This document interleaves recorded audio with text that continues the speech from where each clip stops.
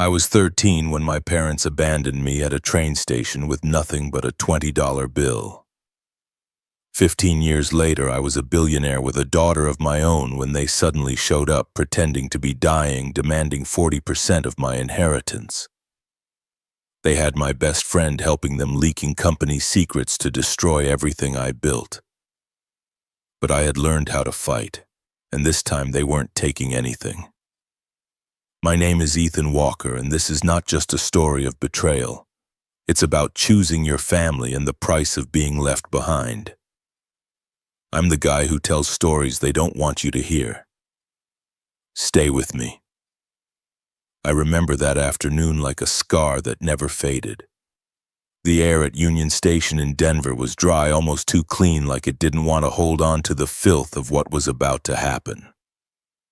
I was 13, my name was Ethan Walker, and I was being abandoned by the two people who were supposed to love me the most. Mom had her sunglasses on, even though we were indoors. Dad clutched his phone, scrolling like this whole scene was just another inconvenience.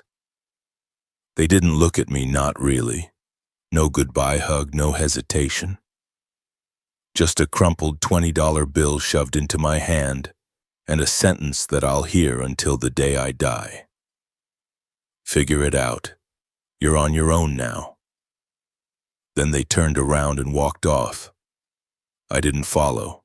I didn't cry. Not at first. I stood there frozen while the crowd of travelers blurred around me. It felt like being underwater, voices muffled, colors dimmed. I didn't even sit down. I just stood with my backpack half zipped, staring at the departure board I couldn't read, waiting for them to come back. They never did. The sun dropped. The station lights flickered on. A janitor with a limp and a face like a leather glove came by, pushing his cart. He glanced at me once, twice, then again. "You lost, kid?" I nodded. Couldn't speak. He handed me a bottle of water, sat me down on a bench, and disappeared. Came back 10 minutes later with a security guard. "What's your name, son?" I told them. "Ethan Walker." They asked where my parents were. I told them I didn't know. I must have looked like a ghost because the questions stopped after that. Someone called the police. They took me to a child services office, gave me a blanket and a stale sandwich. I didn't sleep that night. I stared at the ceiling and replayed their faces in my head, trying to find some sign that they had meant to come back. The next morning, a social worker asked me about family. I didn't know much. Mom had a father somewhere. We never talked about him, but I remembered a name. Robert Ellis. It didn't mean anything at the time. 2 days later, he showed up. He didn't come with flowers or a warm smile. He looked sharp, older, with silver hair and a walking cane he didn't really need. He introduced himself formally, said he was my grandfather, that he hadn't known I existed until he saw my picture in the paper, that he had once been close with my mother before she cut him off to marry my father. I watched him like he might vanish too. I didn't trust his suit or his calm tone or the way the social worker treated him, like he was made of glass. But when he looked me in the eye and said, "Ethan, you don't deserve what they did to you," I believed him. He took me home that afternoon, not to a foster house, not to a group shelter, to a real home. His house sat on the edge of Evergreen near the mountains, a place that smelled like pine and old books. It was quiet, too quiet, and it terrified me. That night, lying in a guest bed too soft for someone like me, I stared at the ceiling again. I wasn't waiting for them to come back anymore. I knew they wouldn't. But I wasn't sure yet if I had been rescued or just dropped into a different kind of unknown. What I didn't know was that everything had just started. That Robert Ellis wasn't just some grandfather from a storybook. He was something else entirely. And soon I would learn how much a name could carry, and how much I would have to become someone else to survive it. The air smelled like lemon oil and paper. That was the first thing I noticed when I stepped into Robert Ellis's house. Not a trace of dust anywhere. The floorboards didn't creak. The walls were lined with framed maps and sepia-toned photographs that looked like they belonged in a museum. It was the kind of house that felt like it watched you back. He didn't say much on the ride there, just turned on the radio and drove in since. Evergreen was nothing like Denver. Bigger trees, fewer people. The quiet was thicker, like snow waiting to fall. When we pulled into the driveway, the gate opened slowly on its own. That alone made me nervous. It felt too high-tech for a man with a cane. Inside, everything was symmetrical, precise. A hallway straight as a ruler. A staircase with polished banisters. Even the cushions on the living room couch were placed like someone had measured the distance between them. Robert showed me to a room upstairs. It was too big, too quiet. A full-sized bed with navy blue sheets. A desk with a reading lamp already turned on. A bookshelf with no books for kids. I stood at the threshold. "You can shut the door if you like," he said. "No one will bother you here." I didn't know what to say, so I nodded, stepped inside, and closed the door gently behind me. I didn't unpack. I didn't sit on the bed. I stood by the window and stared out at the pine trees. Dinner was quiet. Linda, the housekeeper, served roasted chicken, mashed potatoes, and some kind of steamed vegetable I didn't recognize. Robert ate slowly, methodically, like someone following a ritual. "You'll start with a private tutor," he said. "Just until fall term begins. We'll get you enrolled properly." I stared at my plate. I didn't know how to process kindness in that tone. It didn't sound like an offer. It sounded like a plan that had already been decided. Over the next few weeks, Robert never asked questions about what happened. He didn't pry, but he also didn't ignore me. Every morning he said good morning. Every evening he asked if I was settling in. He let me explore the house, even his office. He never locked a door. One afternoon he handed me a faded yearbook. "That's mine. High school. Class of '63. I flipped through it. He looked different, younger, but with the same sharp jaw and posture. Someone had written "most likely to rule the world" under his name. I was going to be a senator once, he said, half smiling. Then your mother was born. He didn't elaborate and I didn't ask. Then came the day he showed me the application. Crest Hill Academy. I had heard the name once whispered by kids who wore polos and rode in town cars. "Why? Because you're not meant to disappear, Ethan." We filled it out together. He already had the letters of recommendation lined up, the placement test scheduled. It was like he had been waiting for me all along. Fall came and Crest Hill swallowed me whole. I was a ghost in designer hallways. Kids laughed too loud, teachers talked too fast. I felt like I was failing before I even started, but every night back at the house, Robert asked the same question. "Did you show up?" When I nodded, he nodded too. Daniel came soon after. Mid-30s, tough love kind of tutor. He didn't flinch when I got an answer wrong. He made me correct it, explain it, own it. I started staying up late reading textbooks that finally made sense. I learned how to argue without shouting, how to listen without folding. And slowly the gap between me and the rest of Crest Hill began to close. Then on a Saturday heavy with rain, Robert invited me into his study. He opened a drawer and pulled out a photo album. No dust. Nothing was ever dusty in this house. "This is who I used to be," he said. Photos of boardrooms, patents, newspaper clippings. Robert Ellis, founder and CEO of Ellis Technologies. He had built cybersecurity infrastructure before the world even knew what hackers were. "I sold it all when your mother stopped returning my calls." He looked at me differently then, not as a child, as someone who might understand. She said I didn't understand love. Maybe she was right, but she also didn't understand consequences. He closed the book. "You deserve to decide who you want to be." I didn't have words for that. so I just sat there across from a man who had once designed networks to protect nations.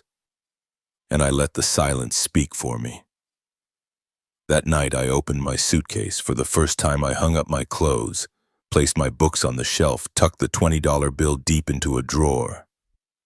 I still didn't feel safe, but I didn't feel temporary either. They called roll that morning and I hesitated when the teacher said Ellis. It took me a second to realize she meant me. I had only just started getting used to that name. Ethan Ellis, not Walker anymore.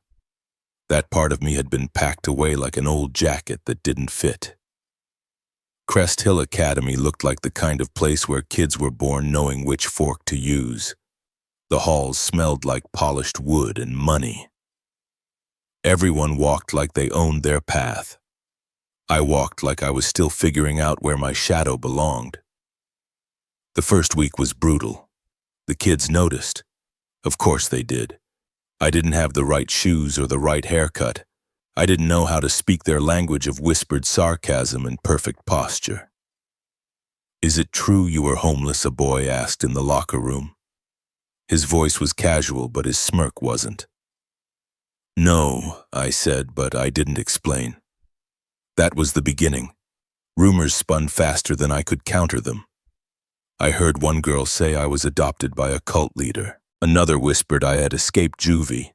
The truth was too boring for them. Just a kid with a scar in his chest and a rich grandfather. Then came Jessica Grant. She had purple streaks in her hair and a laugh that didn't care who heard it. The first time she talked to me, I was sitting alone at lunch picking at a sandwich.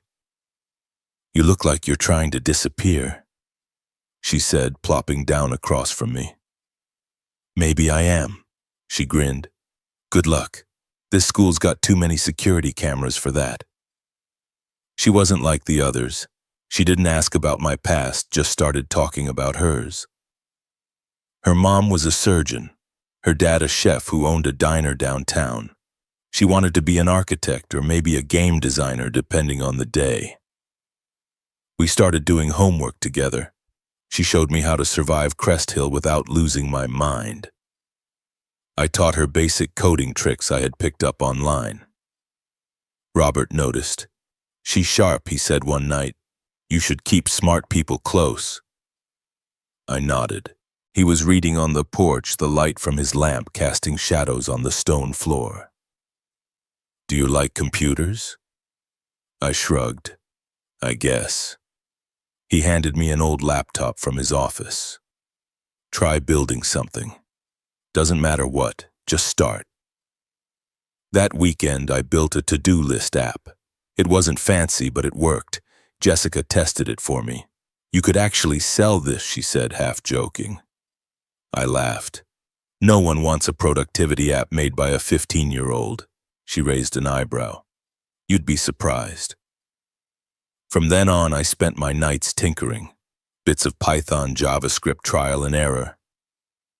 Robert never interrupted. Sometimes he passed by my room and just tapped twice on the door. Not a knock. Just a check-in. Weeks blurred into months. My grades climbed. The whispers died down. Jessica and I became a pair people expected to see together. I still flinched at sudden noises. I still checked the locks twice. But the boy who showed up at Union Station with a $20 bill was beginning to fade. That part of me was still there. But it wasn't the loudest voice in my head anymore. College didn't hit me like a clean slate. It hit me like a wave I wasn't sure I could ride. Stanford was enormous in ways Crest Hill had never been. It hummed with ambition, late-night caffeine, and students who already had resumes thicker than textbooks. I knew I didn't belong. Not really. But I also knew how to fake it now. That's where I met Brian Harris. He wasn't flashy or overconfident. He was tall, soft-spoken, and had this way of listening like you were the only person in the room. We met at an orientation mixer. I was awkward trying to stay invisible. He walked over and handed me a bottle of water like we'd known each other for years. "Too loud in here," he said. "Want to find some air?" We ended up walking around the campus for an hour. He asked about my interests, not my background. I told him about coding, about building a scheduling app that actually helped students track burnout. His eyes lit up. We could scale that, he said. Seriously, add data visualization, build a mobile version. You ever pitch it that night planted a seed. By sophomore year, Brian and I were inseparable. We studied together, interned at the same cybersecurity firm, and spent weekends at hackathons. He challenged me without competing, encouraged me without pity. We co-founded Titan Secure in 2010. It started in my dorm room, then grew into a cramped office in Palo Alto. Our platform focused on endpoint protection for small businesses. It wasn't glamorous, but it worked. Within 6 months, we got our first angel investment. By the next year, we'd raised Series A funding. Robert was proud but distant about it. He visited our office once, looked around and said, "Looks lean, that's good. Don't spend until you're earning." He never tried to control it, just gave me space and his quiet, heavy presence when I needed it. He didn't trust Brian right away. I noticed that. He asked questions not about the business, but about the man. "Does he push you to move faster than you want?" Robert asked once over breakfast. "Sometimes," I said, "but that's startup life." Robert just nodded. Be careful when ambition stops asking and starts demanding. I didn't really understand what he meant. Not then. Brian and I split everything 50-50 at first. Equity, decision-making, responsibility. But as we scaled, I started noticing how often he introduced himself as the CEO, even though we hadn't agreed on titles. He started scheduling investor calls without looping me in. And when I pushed back, he brushed it off. "You're the builder, Ethan. I'm the voice. It works. Let's not fix what isn't broken." It sounded reasonable, until it didn't. Jessica visited once during spring break. She walked through our office, watched us pitch to a VC, and pulled me aside afterward. "He talks like he owns the place," she said. "You sure you're equal partners?" I nodded, but not as confidently as I wanted. We were 21, barely old enough to drink, but fielding million-dollar offers. It was easy to get swept up, easy to miss the cracks. Then one afternoon, I walked into our server room and found Brian on a call. He didn't see me. He was talking to someone about restructuring equity, about consolidating leadership for clarity. I didn't confront him. Not yet. I needed to be sure, so I watched, quietly, like I had when I was 13, learning not to speak too soon. The signs were everywhere now. He held meetings without me. He courted press coverage alone. He had rewritten our pitch deck and removed my bio. I brought it up one night at a team dinner. Just us, a few devs and our operations lead. "Brian, why does the deck list you as sole founder now?" He didn't flinch, just smiled and said, "Simpler narrative. Investors like clean stories." I smiled back, but something inside me, something sharp and old, woke up. I had been left before, forgotten, stripped out of the story. Not again. The call came in the middle of a board meeting. I almost didn't answer it. But I saw the name Jessica and something in my chest tightened. She never called during business hours unless it was serious. Robert had collapsed in his garden. The drive back to Evergreen felt like years compressed into hours. I don't remember the trees or the mountains. I remember only the sterile white of the hospital walls and the way Jessica looked at me when I ran in. Her eyes were already swollen. Stage 4, pancreatic cancer. They'd caught it too late. Robert took the news like a man used to dealing with inevitability. He didn't rage or beg. He just asked the doctor how long. When she said 6 months, he nodded once and thanked her for her honesty. We brought him home that same week. Jessica moved in for a while. She helped with the meds, the meals, the nights when pain turned him into a whisper of himself. I didn't know how to do this. I didn't know how to watch someone I loved fade. One night, Robert called me into his study. The room was dim-lit only by the desk lamp. Papers were spread out before him, ledgers, contracts, letters I didn't want to read. "Sit," he said. He slid a document across the table. It was his will, newly revised. "Most of it goes to you. The house, the investments, my stake in Titan Secure. You've earned more than I ever gave you, but I want you to start with something. Something solid." I shook my head. "I don't want it. Not like this." He smiled. "That's why you should have it." A week before he died, his attorney Thomas Grant came to visit.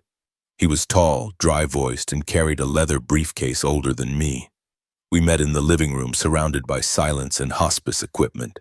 Robert asked me to leave the room for a private conversation. When I returned, Grant had left, and Robert looked more at peace than he had in days. The night before he passed, he pulled me close. "Don't let the past chase you, Ethan. Don't let it define you. But when it knocks you, better know what you stand for." He died in his sleep. No drama, no gasping last words, just a man who had finally let go. The funeral was small. Just me, Jessica Thomas, and a few old friends Robert had kept over the years. No extended family, no spectacle, just quiet music, soft eulogies, and the scent of pine from the hillside cemetery. Afterward, Thomas handed me a sealed envelope. Inside was a letter in Robert's handwriting. I asked Thomas not to open the will until 2025. You may wonder why. Because I believe there are things you're not ready for yet. Not emotionally, not morally. Some truths come too early and burn more than they heal. If you're reading this, it means you've reached the age I was when I first realized I was nothing like my father. I hope you get the same chance. The letter ended with his signature and a small note. "Trust your instincts, even when they scare you." Jessica cried when I showed her the letter. I didn't. Not then. I folded it, placed it in the box of things I never opened unless I had to, and got back to work. Titan Secure was growing. Brian was growing more ambitious, more slippery. But that part of the story would come later. For now, I focused on building, on healing, on living in a world where the only voice guiding me was now silent. And somewhere in the back of my mind, I began counting the days until 2025. Success doesn't feel like you think it will. It doesn't arrive with fireworks or applause. It creeps up slowly, built from sleepless nights, missed holidays, and the constant hum of doubt.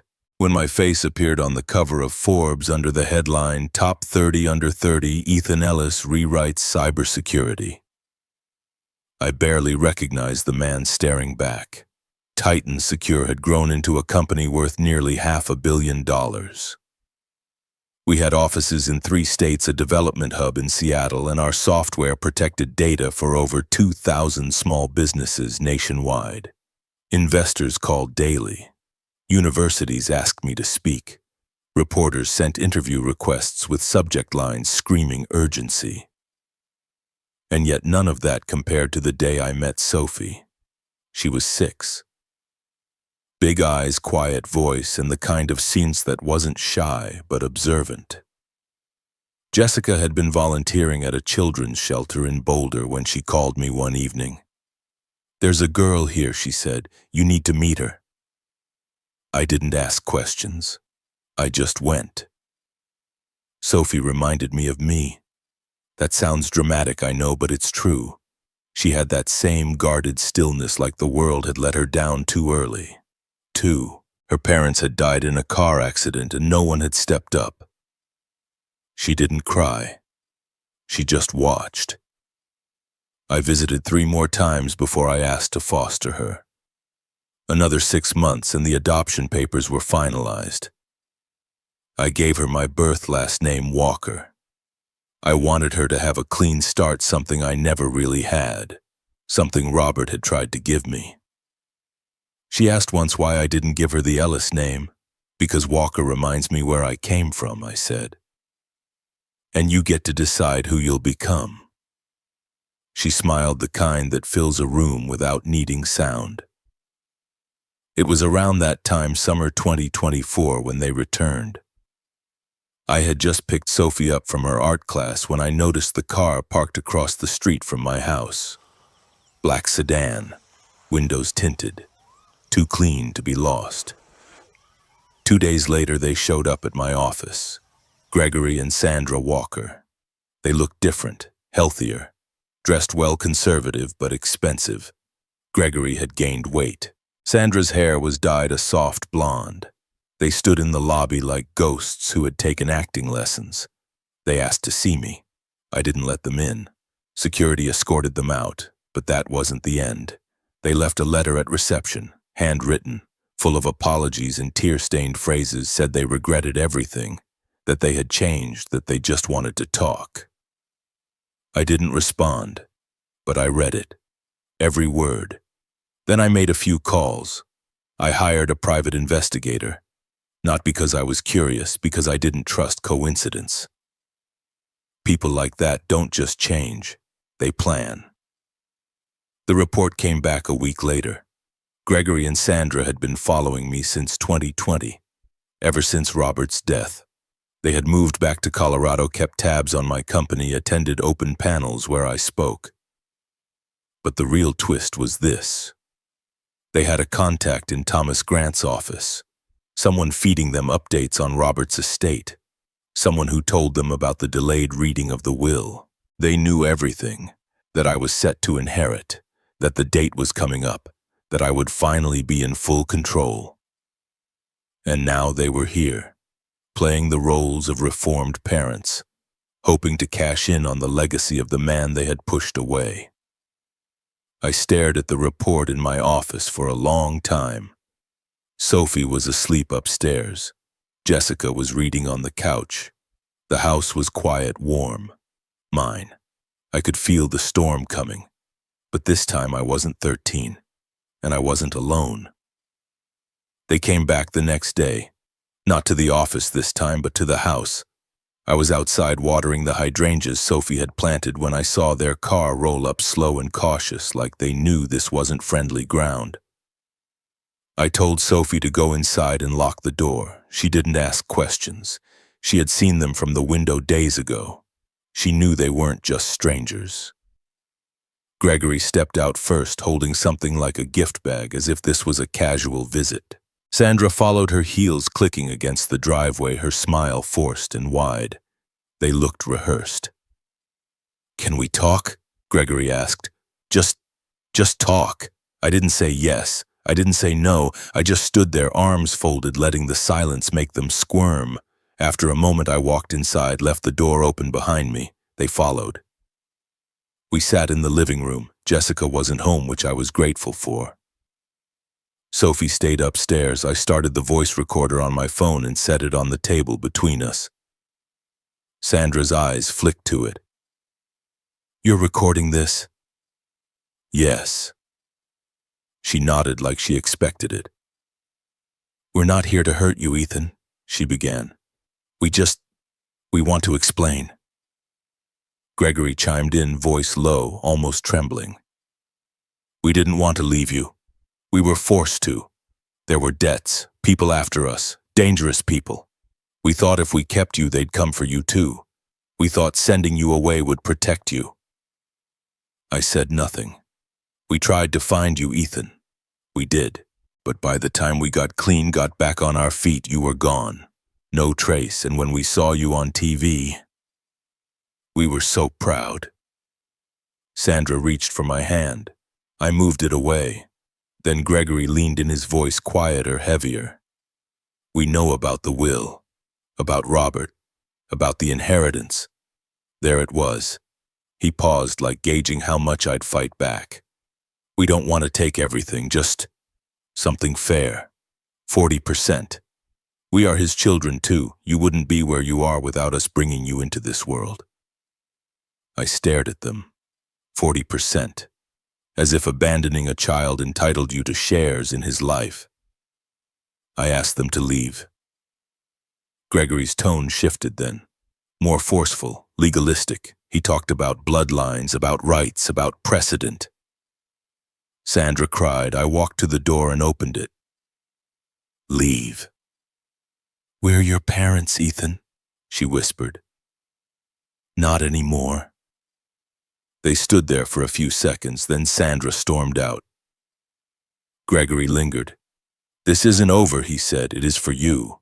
He walked to the car. I closed the door. I sent the recording to Thomas Grant that night. He responded the next morning. We have everything we need.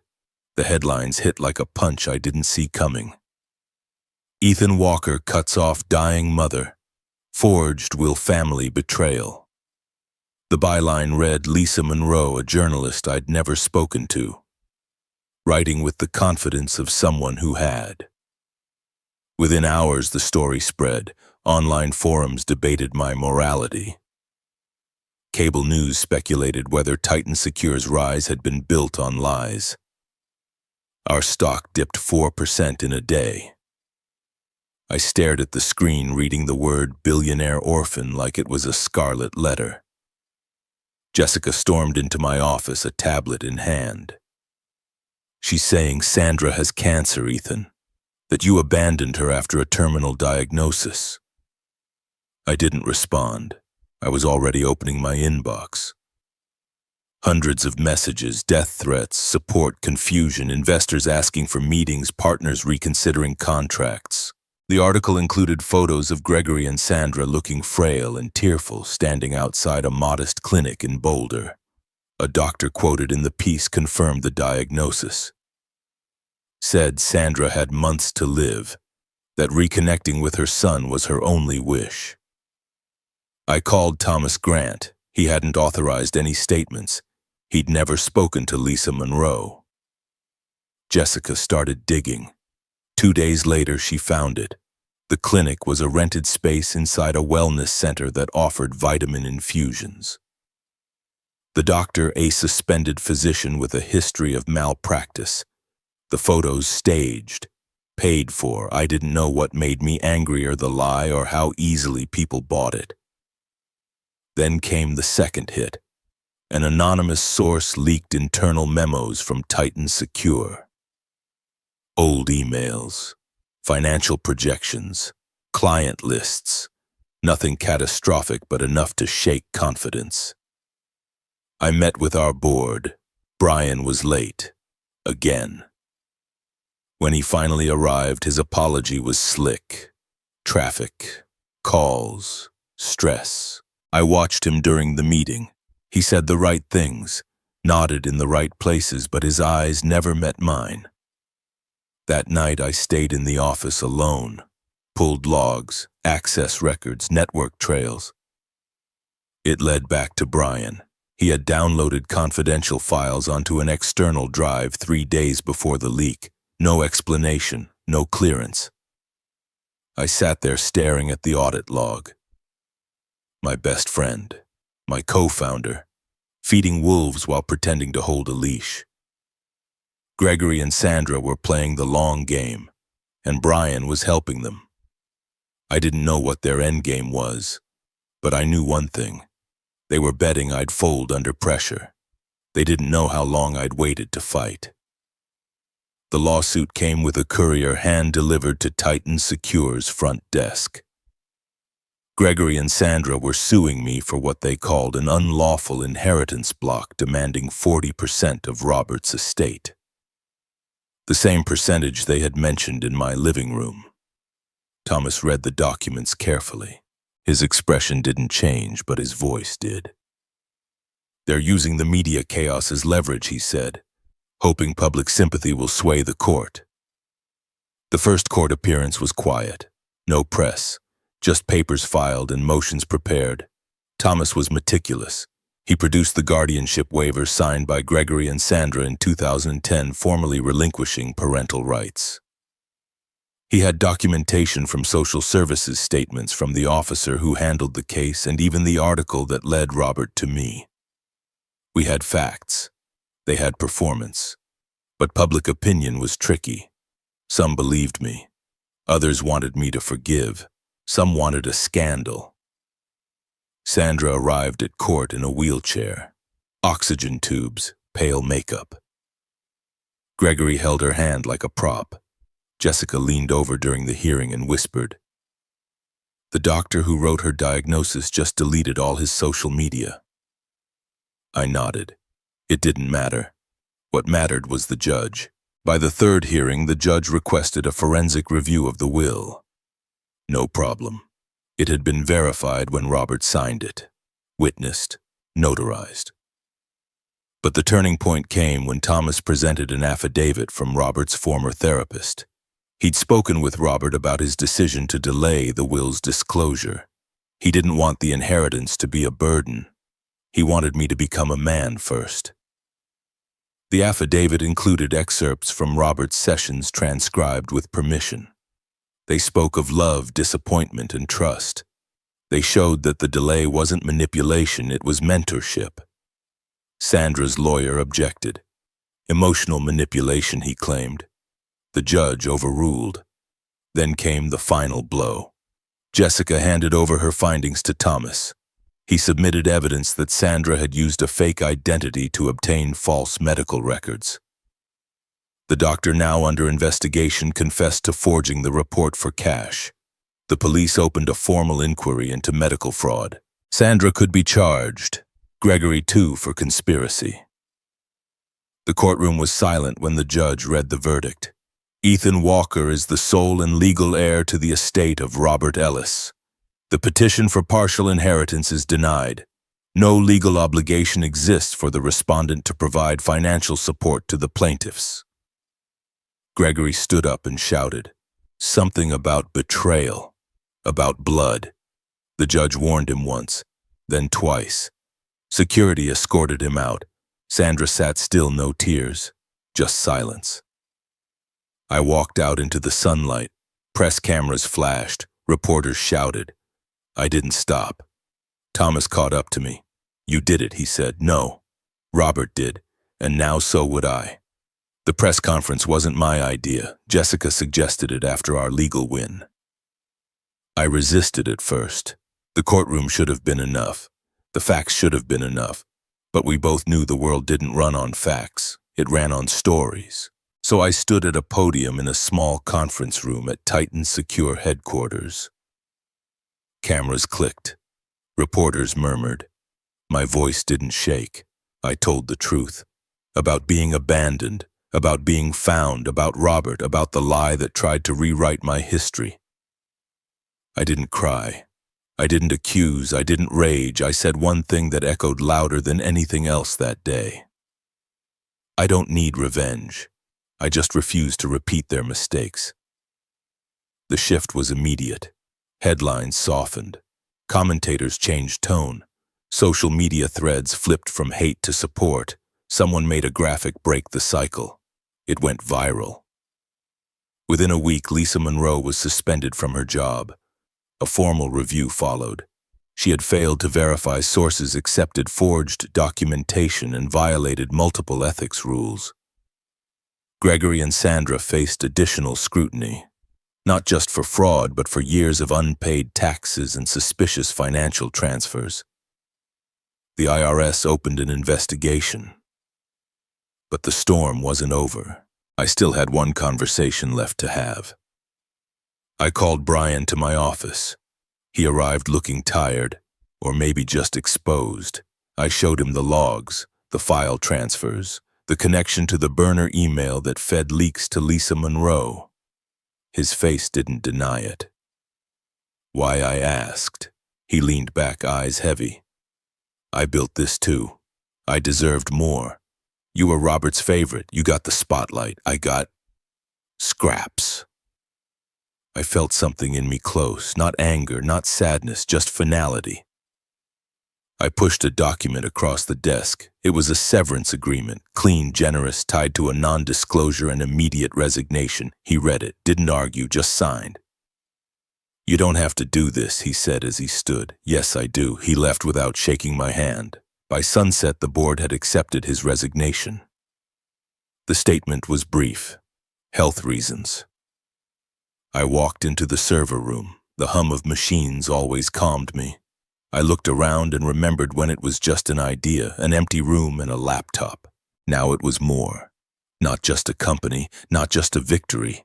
It was mine, and no one could take it away again.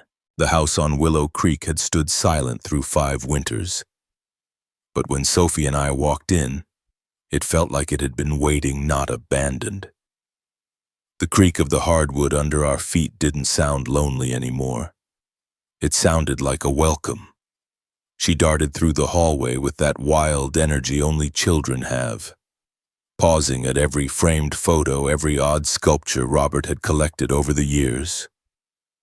Her laughter echoed, mixing with faint memories still lingering in the walls. She found the reading nook first. I hadn't thought about that corner in years.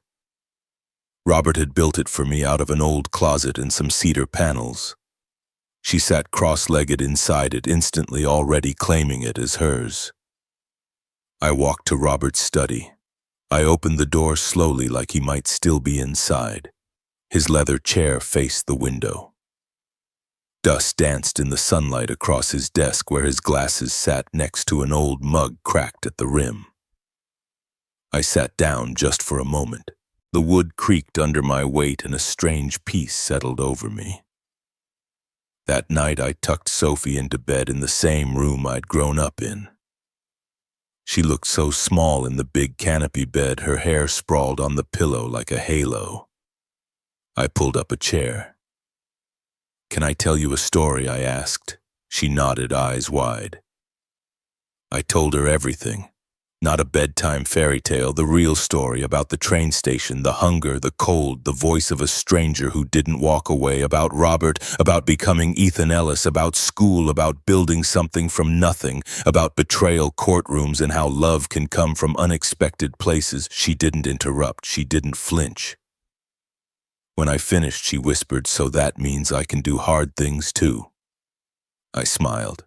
"You already are." The next morning, I stood in front of the Titan Secure boardroom. No cameras, no press, just our team, my family of another kind. I announced the launch of a new nonprofit, Hope for the Left Behind. We would fund 13 kids every year, full scholarships, counseling, safe homes, because I had waited 13 years to feel chosen, and no child should wait that long. Jessica stood beside me as I spoke. She didn't need to say anything. Her hand on my back was enough. That afternoon I made another call, a quiet one, a personal one. It took some digging, but we found him. Alvin Reyes, the janitor from Union Station, the man who gave a freezing boy a bottle of water and a phone call that changed everything. He lived in Pueblo now, in a modest apartment in a retirement community. I drove there alone.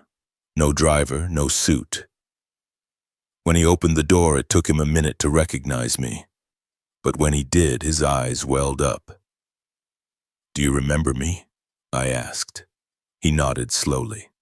"That boy. I always wondered what happened to you." "You saved my life," I said. "I invited him to live in the guest house at Willow Creek. He refused at first, said he didn't want charity." "It's not charity," I told him. "It's gratitude.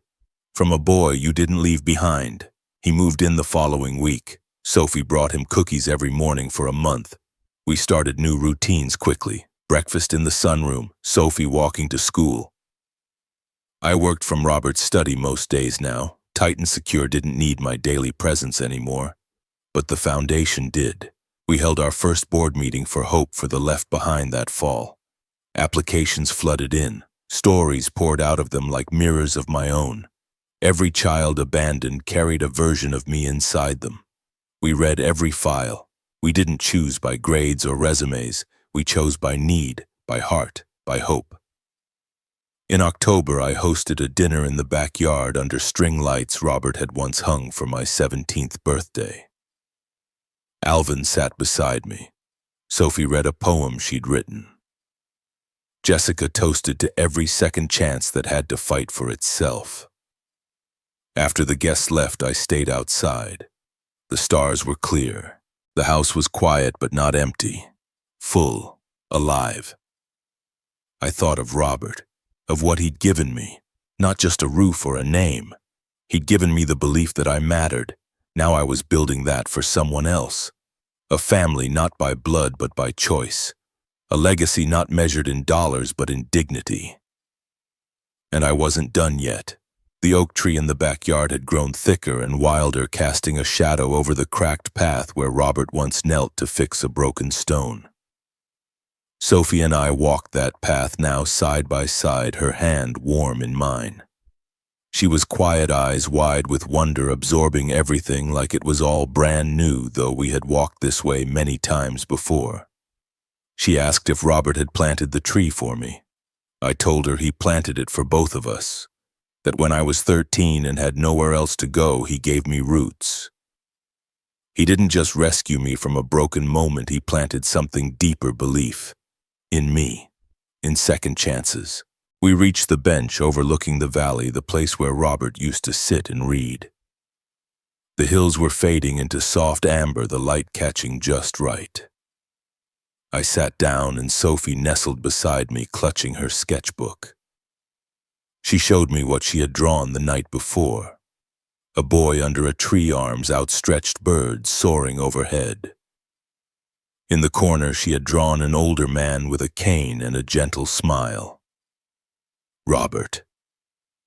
Inside the house, the walls held stories, photos, paintings, notes from years past.